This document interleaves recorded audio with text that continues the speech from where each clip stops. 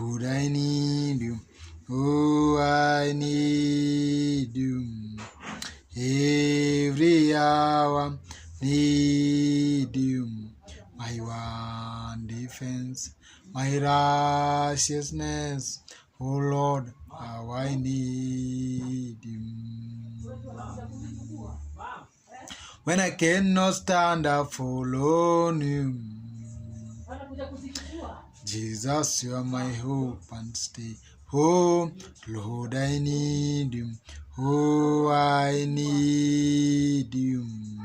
Every hour, need you.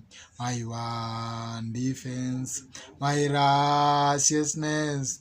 Oh, Lord, how I need you.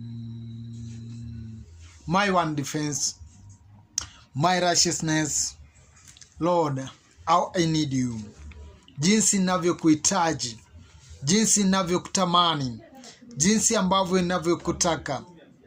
Where you are, Jesus, I am free. Utakuwa uko free mahali hapo. Let us learn today as we are going to talk about begging God to give you the desire of your heart, ama kile ambacho moyo wako inataka. Ukiomba Mungu, I beg. Lord, I beg. You see the Nigerian people, they say, I beg, oh, I beg, I beg. Oh. So begging is something so very important. If you beg the right person, you are going to have what you beg to have. Because our God is wonderful, great and wonderful. Na hawezi akakunyima kile ambacho unachomomba, ama kile ambacho unachomsihi. That's why word say ya kwamba ombeni nanyi mtapewa, tafuteni nanyi mtapata kila ambacho mnachotafuta, kwa sababu yule atafutai kwa bidii naye upokea ile ambacho anachotafuta. Nami ninakuombea Mwenyezi Mungu akupatie kila ambacho unaomba na ili uweze kupata. Listen, your first time to join in our YouTube channel, karibu sana. Just feel free. Mungu akujalie ku understand the message that we do bring is here, ili iweze kusaidia kuweze kuwa mtu ambao anamakinika na kuelewa zaidi yale ambao anapaswa kufanya, ili ukue anayempendeza Mungu na baraka zake sije zikaponyoka wakati ambapo anasiandaa sikuje kwako direct, kwa sababu umejua Mungu upenda wale wanaompenda. Mungu upenda wale wanaompenda. Mtu asiyependa Mungu, hakuna vile ambavyo mnaweza ukakuwa au mkawa na urafiki na Mungu. Somo letu tunatoa katika kitabu cha Proverbs, Methali chapter 30 verse 7. Word say, ninakuomba vitu viwili Bwana, usininyime kabla sijafaa. Ninakuomba vitu viwili Bwana, usininyime kabla sijafaa. Vitu viwili. Wewe sijui kila ambacho unaomba mbele za Mungu, lakini mtumishi huyu alienda akasema ninakuomba vitu viwili Bwana. Umejua sometime tunapaswa kukaa chini na kuangalia ni nini na nini ambacho nimekosa na ambacho napaswa kuwa nacho. Uende mbele za Mungu, manake word say ya kwamba ombeni nanyi mtapewa, tafuteni nanyi mtapata, bisheni nanyi mtafunguliwa. Matthew chapter 7:7.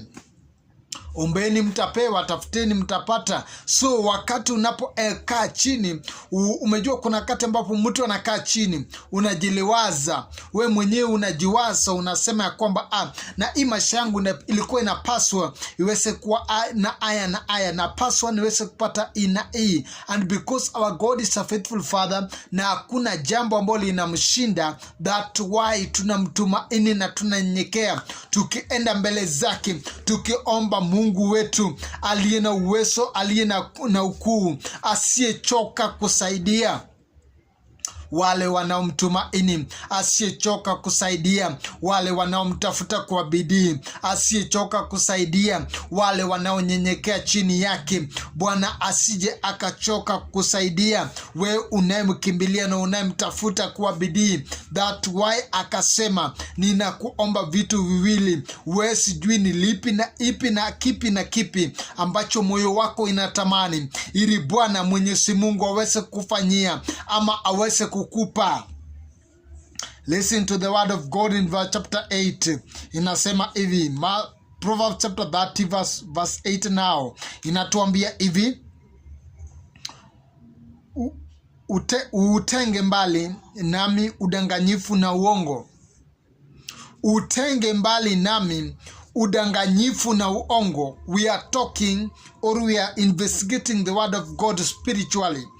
Utenge mbali nami udanganyifu na uongo.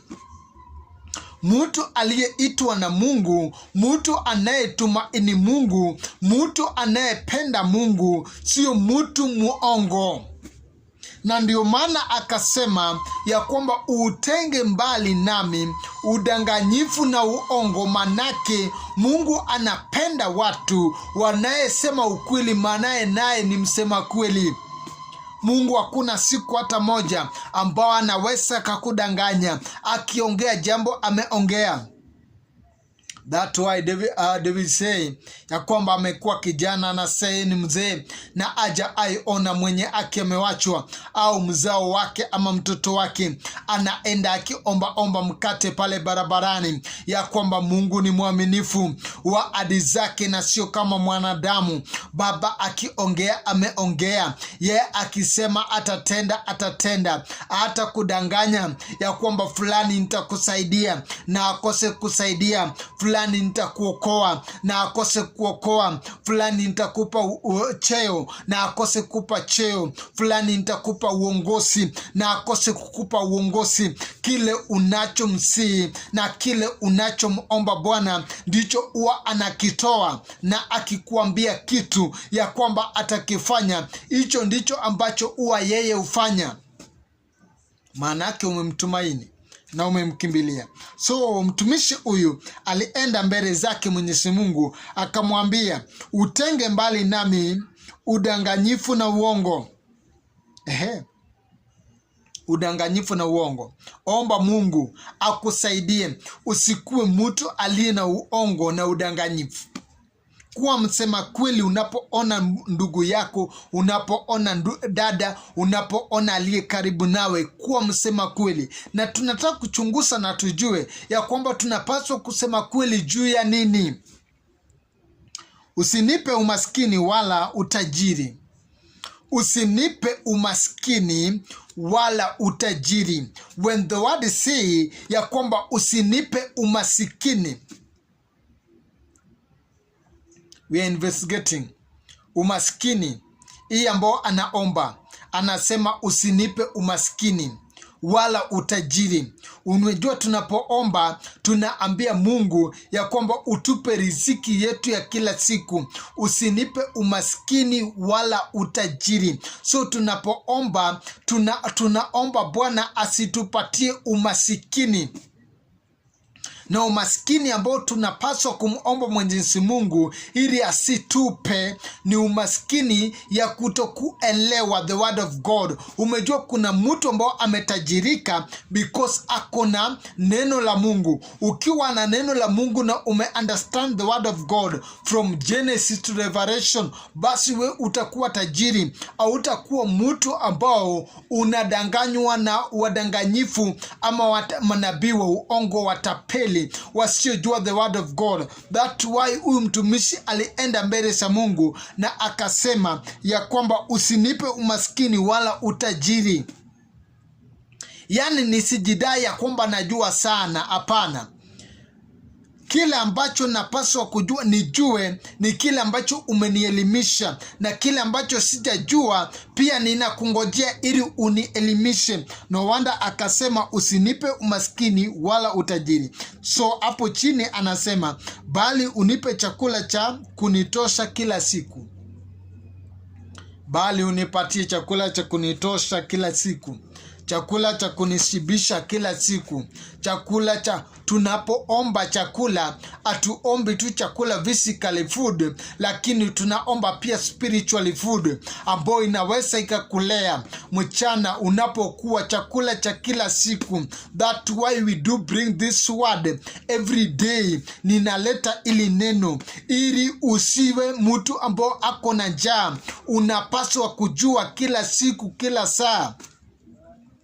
Ndio maana neno ilisema katika kitabu cha Kumbukumbu la Torati, mahali pale neno inapoongea inasema ya kwamba, Bwana, ninakuomba jambo moja.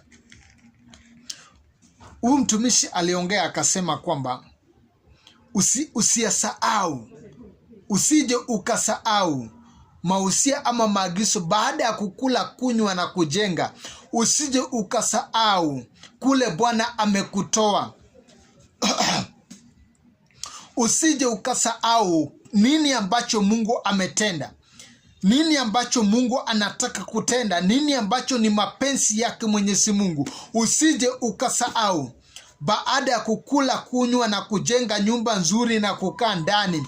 Jihadhari usije ukasahau.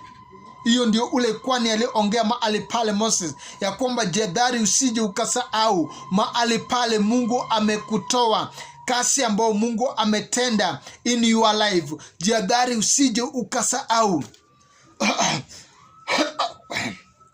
And that why mtumishi huyu pia anaongea mahali hapa, na anapoongea mahali hapa anasema ya kwamba unipatie chakula kinachonitosha, ya kwamba bali tu unipe chakula cha kunitosha kila siku, yani kila siku chakula cha kunitosha, ili nikuwe mtu ambao anatoshereka, nisije nikasahau sheria zako, nisije nikasahau maamri zako, maagizo zako, nikafuata matakwa yangu, nikafanya vitu ambazo mimi ndio nataka, nikafuata righteousness zangu, lakini wacha nikufuate, wacha nikufollow, wacha nione kile ambacho inapaswa ifanyike katika ufalme wako, ikifanyika ndani ya ndugu, ndani ya dada aliye karibu nami, manake hayo ndio mapenzi yako Mwenyezi Mungu. And that why I say ya kwamba usinipe umaskini wala utajiri. Hebu tuangalie mahali hapa Proverbs chapter, not Proverbs. Now tumetoka in the book of Proverbs, tunaingia katika kitabu cha Matthew chapter 6 verse 18. Tunapomaliza na hapo neno inatuambia, ili kufunga kwenu kusionekane na watu wengine, ila Baba yenu aketie mahali pasiri. Usinipe umaskini. Na tunapofunga, tunafunga kuzuia yale maneno yasiyofaa, maneno ya uongo, maneno ya udanganyifu. Na no wonder neno ikasema mahali hapo, when we got this word spiritually, that is the meaning of that kufunga.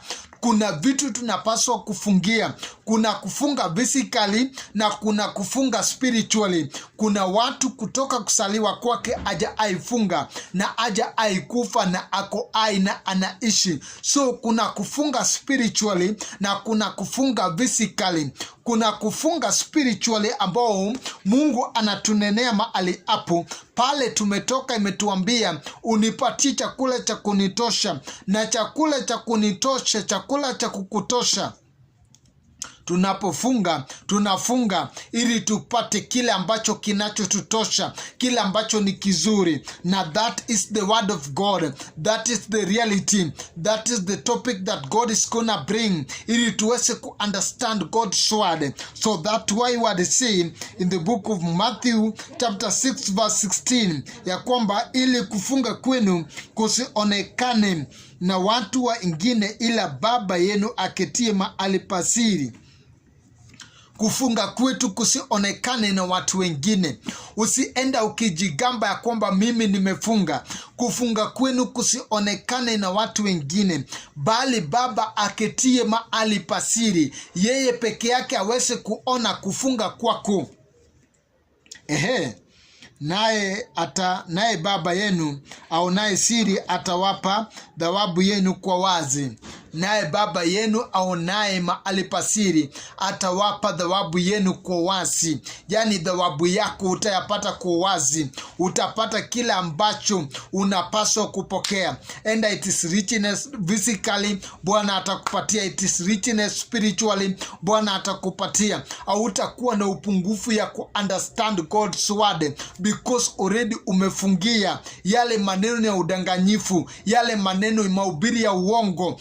umekubali kukumbatia mahubiri na mafundisho ambayo inaweza ikakulea na inaweza ikakufuga ukakuwa mtu ambao anayependeza mbele zake Mwenyezi Mungu. Rakamashandala mamama riabakotoro makazia kabalala babozia. Bwana wa mbinguni akusaidie ili uweze kufunga kwako, usifunge ili uonekane na watu wengine. Hapana, unafunga ili ureceive the word of God, na kwa njia ambayo unaweza kuelewa ya kupendeza uende ukalee pia na watu wengine, na wewe pia uweze kutoshereka. Kwa sababu hiyo usikuwe na njaa, na that why neno imetuambia pale nyuma ya kwamba unipe chakula cha kunitosha kila siku. Kile ambacho ameomba ni chakula cha kutosha kila siku, yani ashibishwe. Oh my God, nami ninakuombea mami, maybe unaweza kuwa physically pia uko na matatizo 1, 2, 3 ambao ungependa Bwana akusaidie ama akushughulikie ndani. Nami ninakuombea Mfalme wa amani aweze kushughulikia, akujalie neema, akupatie utajiri ya kuovercome ayo, akupatie utajiri ya kushinda na kuona uwepo wake Mwenyezi Mungu. Manake nguvu za Mungu ziko wa ajili ya kutupigania sisi tunaomtumaini, sisi tunayemkimbilia, sisi tunamweka kama ngome yetu. Hakuna siku hata moja ambao Mungu anaweza kuaibisha. There is artist anaimba anasema, pokaneni Yesu kikuodowia, pokaneni Yesu kikuodowia, wachini amina wachini adera, pokaneni Yesu kikuodowia. Yani pokaneni kikuodowia. Sijawahi kuona ukiniaibisha.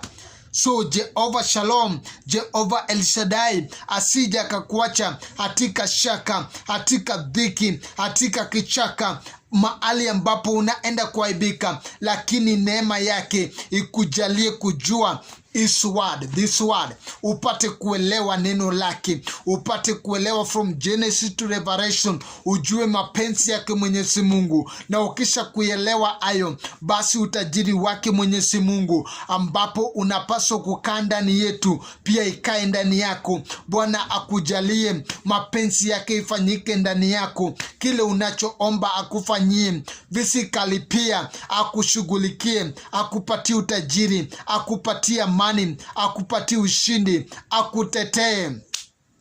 In the mighty name of our Lord Jesus Christ.